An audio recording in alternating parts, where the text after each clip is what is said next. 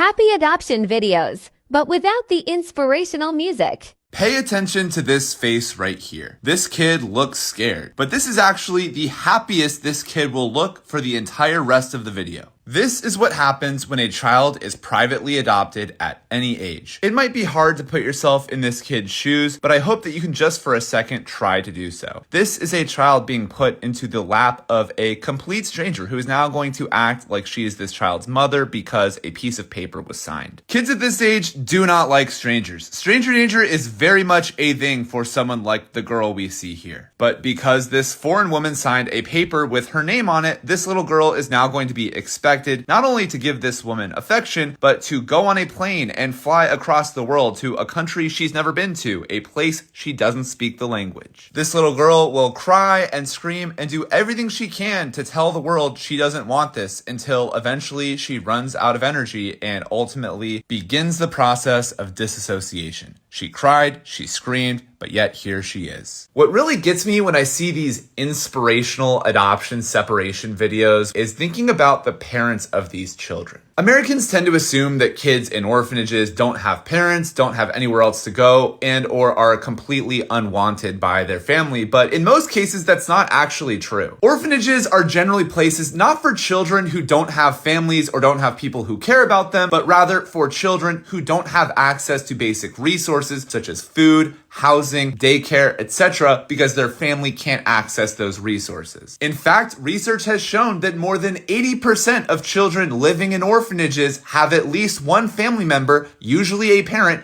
who is willing to care for them but simply usually doesn't have the resources to do so. The same is actually similarly true in the US foster care system, where roughly 75% of cases deal with not abuse, but neglect, something that is often confused with or caused by poverty. The reason we see these videos of children being put into the laps of complete strangers, the reason adoption has become such a powerful and popular institution is because governments believe that it costs them less money to resource wealthy families to take care of these poor children than to resource the entire family of this child who was living in poverty. Adoption is what happens when countries refuse to create basic social safety nets for the people living in their countries. And this is backed up by the data. If you look at countries that have basic social safety nets, Europe, Australia, New Zealand, the rates of adoption are microscopic. In some countries like Australia, adoption virtually does not exist. It says a lot about the state of the world that we would rather take kids away from their parents and put them into the lap